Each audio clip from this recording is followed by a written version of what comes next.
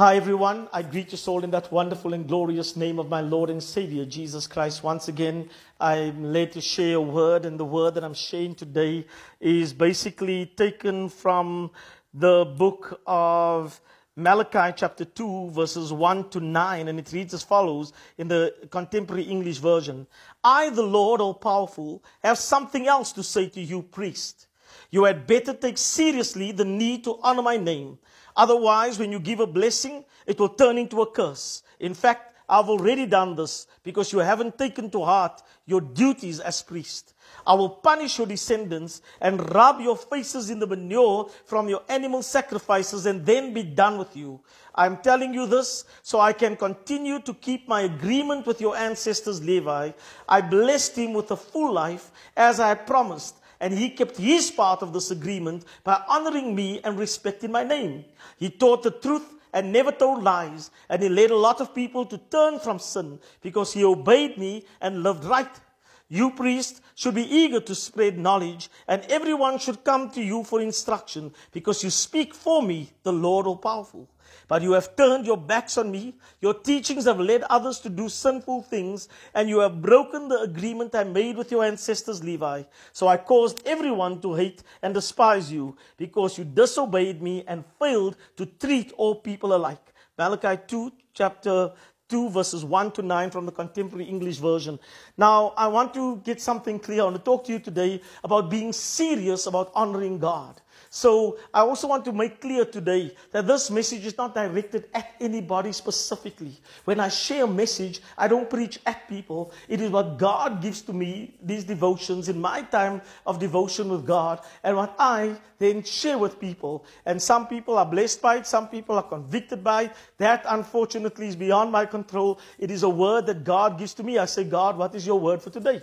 And as I said before, for me or for when I preach to people, I want to know what the word is for those people that I'm preaching to, whether it's on the streets, in the church, or anywhere else where I'm at.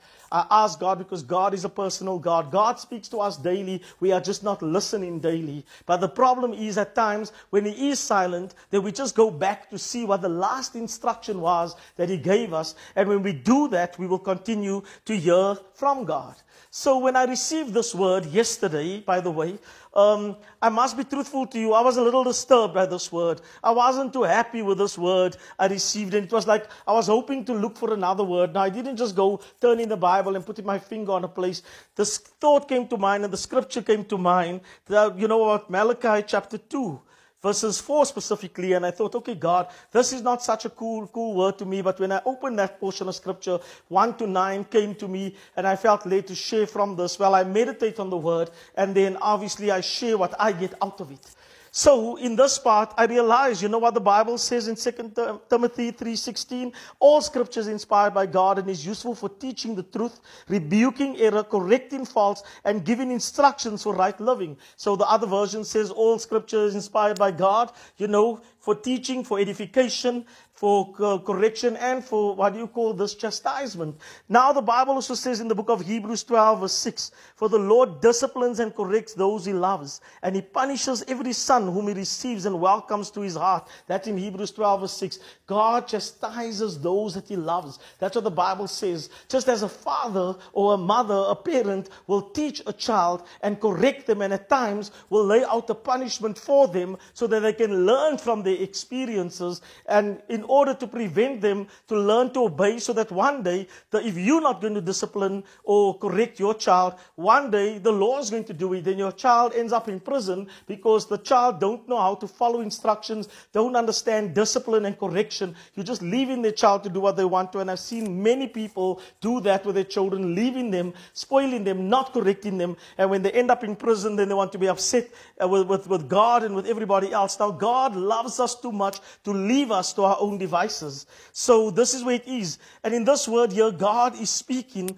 and He's saying first and foremost that He is all-powerful. He is the all-powerful God. And He's giving a word from the prophet Malachi to the priest. Now I want you to understand, in the book of Revelation chapter 1 verse 6, it says that God has made us kings and priests, that He lets us rules and kings and priests as His Father. That is what Jesus done. To Him be glory forever and ever. So we are, as believers, this word is more for believers.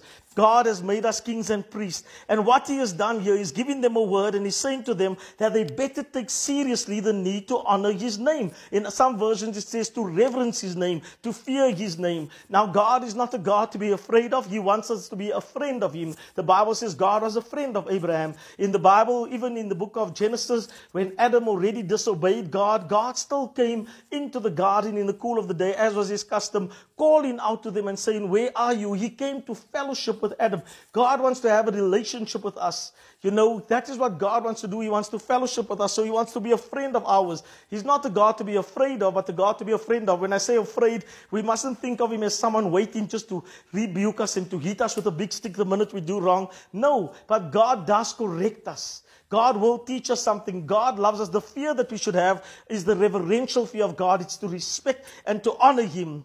He says, you know what? Otherwise, if you don't do this and you don't take the thing seriously, the blessings that you give, I will turn into a curse. Now we understand that the Bible says that Jesus in Galatians 3:13 became a curse so that the blessings and the promise of Abraham may be bestowed upon us. And God said to Abraham, in blessings I will bless you, in multiplication I will multiply you, I will bless you to be a blessing, and through you the nations of the earth will be blessed. Whoever you bless will be blessed, and whoever you curse will be cursed. So when we speak a blessing over people, God will bless those people. But unfortunately, when we disobey God, that blessing will just turn into a curse. People will see that we are not from God, and that they will be understanding, because when we give a blessing, it should come from God. And now he says, because you have not taken to heart your duties as a priest. And what is the duties as priest? He goes on to say, he said that I will punish your descendants and rub your faces in it. Now, the Bible says in the book of Exodus chapter 34, I think it's verse 7, it says the guilty will by no means go unpunished. I will punish the sins of the father and the son. But we also understand that in the book of Ezekiel, God said that it will no longer be said that the fathers have eaten unripe grapes, that the children's teeth are set on edge because the fathers have eaten unripe grapes. The soul that sins will die. The father will die for his sins, and the son will die for their sins. In the book of Peter chapter 1 verse 18, it says, for we have been redeemed not by corruptible things as silver and gold, but by the precious blood of Jesus Christ, even from the transgressions of our forefathers. So God is not going to punish our ancestors. But you see, what happened is, God is a merciful God, he's a loving God, and so he doesn't want to punish us because he loves us. For God so loved the world that he sent his only begotten Son, so that whoever believes in him shall not perish, but have everlasting life. God doesn't want us to perish. Through faith in Jesus, we will have eternal life. But it says also basically that, you know what, God is a just God, and because he's a just God, he must punish sin. But we know that God dealt with sin once and for all. You know what I mean? In the Old Testament, under the law, when people sinned, once a year the priest would have what they call an atoning sacrifice for the entire nation of Israel, and their sins for that year would be covered. But individually, if they sinned, you know what I mean, they'll slaughter a lamb, they'll impart the sins of the people on the lamb, they'll let the lamb go in the wilderness, and that was the atoning sacrifice. Jesus, the Bible says, is the propitiation of our sins. In 1 Peter chapter 2 verse 2, it says he's the propitiation of our sins. He is the atoning sacrifice for our sins, and not only our sins, but the sins of the world. So Jesus was the sacrifice for our sins, and we see that basically even under the law, when the priest went in, they made sacrifice on behalf of the nation for the year. But individuals, when they sinned, had to bring a sacrifice. The poor people had to bring a turtle dove. Other people had to bring basically a lamb, and they had to make a sacrifice for sin, for the individual sin. In the book of John 1:9, it says basically that, 1 John 1:9, it says that if we confess our sins, God is faithful and just to forgive us and to cleanse us from all unrighteousness. Some versions of the Bible says to restore us unto righteousness. So that to me is for believers. We cannot be restored unto something we didn't have. God saw it fit to lay our sin upon Jesus, the Bible says, so that we may be the righteousness of God in him. So God laid our sins on Jesus, made us righteous. So our sins are atoned for, our sins are forgiven. But when we sin, we have to confess, we have to repent. So he says that they have now neglected their duties as priests. You know, so he will grant out this punishment. You know, there's forgiveness of sins. God is a merciful God, but there are consequences of sin. If we look at David, under the law, he committed adultery. David was supposed to be stoned, and he was supposed to die for committing adultery and even murder because he had the woman's husband killed. But God did not kill him or have him stoned. God showed mercy to him. Unfortunately, there were consequences to his actions. That first child died from Bathsheba that was born to him, passed away. Now, I'm not saying if your child died, God is punished. No.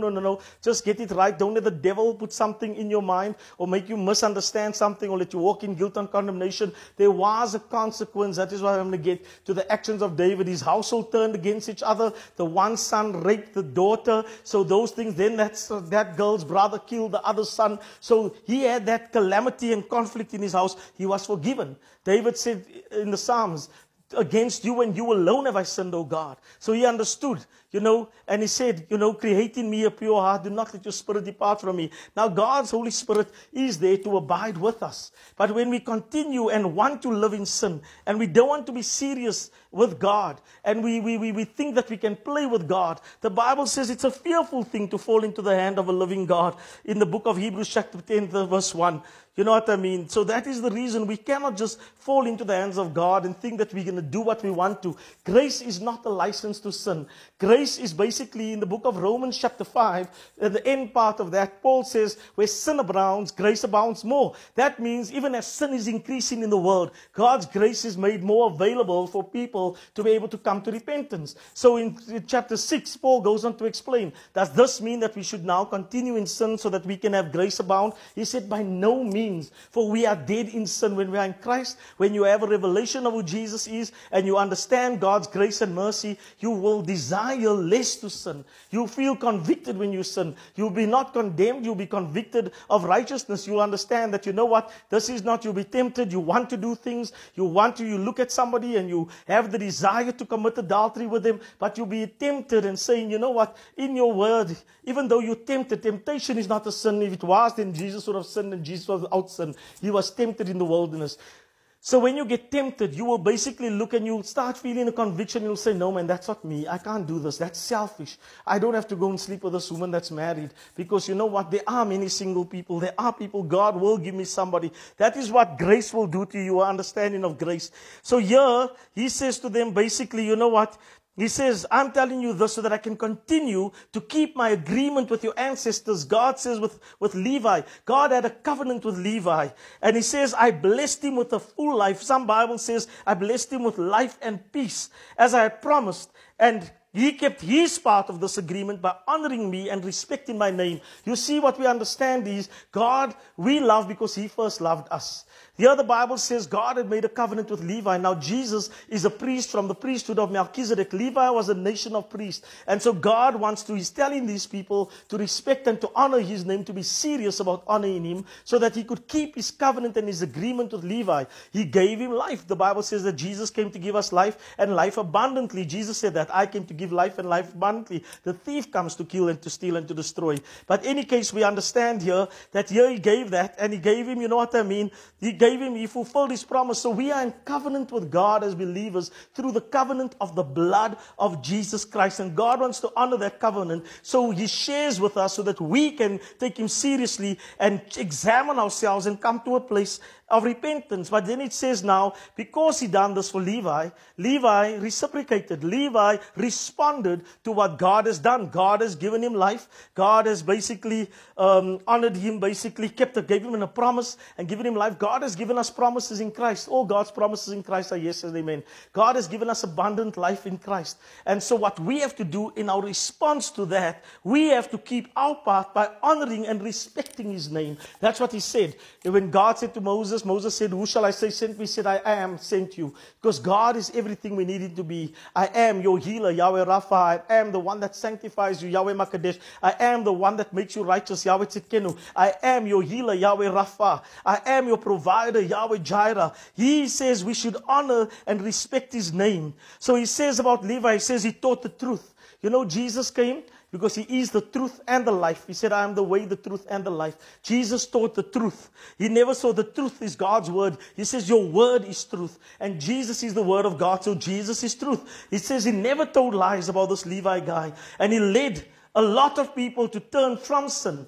You know what I mean? So by ministering the word of God, the gospel of Jesus Christ is the power of God unto salvation. When we share the gospel and we share the truth about God and about Jesus and about God's love, people will come to a place of repentance. Jesus, when he preached about the kingdom, first before him, John the Baptist came and preached repentance. Jesus preached repentance. Peter then preached repentance. And people turned away from a life of sin and to God. And so they turned from sin, and because he obeyed and lived right as well. So you know, Jesus came to set an example. He didn't just live like he wanted to. Grace does not mean we can just live like we want to. He lived right. The Bible talks about Levi. Levi lived right. He had a zest for God. So he says, you priests should be eager to spread knowledge, and everyone should come to you for instruction, because you speak for me, the Lord all-powerful. You know, that basically we obtain knowledge of the word of God as ministers of God, as believers, and we should be eager to be able to share that knowledge, and people should come to us because we represent God. Again, we are a nation of kings and priests, and they should come to us for counsel. But here he says, you have turned your backs on me. Your teachings have led others to do sinful things. We must be careful what we say. We must be careful about making people think that grace is just something that they can do, live a life they want to, and still end up going to heaven, because that is unfortunately not the truth. Yes, you are saved by grace through faith. But you know, if you continue sinning, God says, listen, I've turned away from these people. I'm doing this and I have nothing to do with you. God will have nothing to do with you if you want to continue living a life of sin, willfully sinning and being rebellious against God. The Bible says obedience is better than sacrifice. But it says that rebellion is unto witchcraft unto God. So when we continually want to live a rebellious life, then this is what's going to happen. You know what I mean? So God says that you have turned and caused people to sin.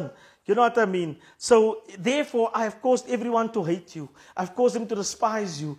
God's favor will be taken off and lifted off from you. I've seen mighty men of God that has had mighty ministries in evangelism. One had a ministry of $7 million a month years ago, 20 years ago. And you know what? Unfortunately, sin forgave, repair. You see, with confession must come repentance, and was caught again, sin. And that ministry, the man still ministers, but that ministry lost its influence and its power.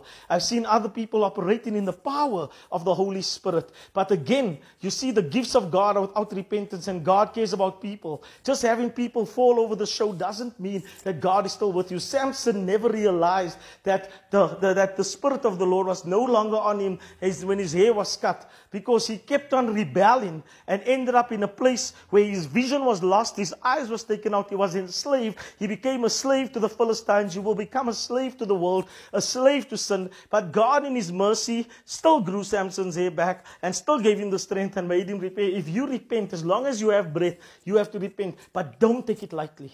I want to say this to you. This is not such a nice word to preach. This is a word for me. Now, this is a word that basically convicted me and, and made me realize that when God dried up the brook for me, that I had to move from ministry. I thought it was for business and I'll be a better blessing to the ministry. But you know what? I was going about doing the work of God, but my heart was not in with God anymore. I was doing it out of, basically, it's easy to preach. It's easy to serve, and you can do it out of habit. And I was losing that relationship with God. So I want to share with you today, and I want to encourage you, do not allow this to happen to you, because then God's favor will be lifted from you and you'll be wondering what happens. Everybody turns against me. You know, I've seen people ministering and feel the tangible presence of the Lord in that services that they had. And then I see them on YouTube or something confessing that God basically had reprimanded them for things they'd done regarding finances and telling people to give money to be blessed. God rebuked them and reprimanded them, and their ministries are so plundered. They still anointed, they still called. If they preach, they'll still touch God, but their ministries actually literally crumbled. So I want to say to you as a believer, I want to say today, just take seriously honoring God seriously. We should reverence God. We should respect Him. The beginning of wisdom, You know what I mean? The fear of the Lord is the beginning of wisdom. So we call ourselves wise. We should reverence and honor God. We can't just live like the world. We can't continue. The church and the world, there's no difference today between the church and the world. And God is basically saying, even to me, there should be a difference between you and the world. You should honor and you should respect me. I've made a covenant with you through Jesus. Now you're listening to this word today and saying, man of God, you know, I am not a priest of God or a king. I have not entered into a covenant with God because of my faith in Jesus. The Bible says, believe in your heart that Jesus died for your sins, and confess with your mouth that God raised him from the dead, then you shall be saved. And then when you do that, you enter into a covenant with God, and God will keep his covenant with you, and his blessings will come upon you, and you will be able to speak blessings to the people. You'll be able to learn. He'll write his commands upon your heart and mind. You'll learn and study the word. As you get a hunger for the word, you'll know the word. People can come to you for counsel, and you just have to speak then the truth of the word to people. But then if ever you falter and you make a mistake, just turn back to God. Come to repentance, confess your sins and repent, turn away. And that is what God is calling you today, to turn to repentance. And if you're there and you're a believer and you're saying, you know, man of God, this word of God has been convicting me, for the Holy Spirit will convict you of righteousness. And so then you're saying that I need to turn. Then I want to just say, Father God, you know, help me, give me the strength. I know I faltered. Turn back to God. He says, return to me and I will return to you. God is waiting with you for open arms. God loves you and Jesus is Lord. Be blessed.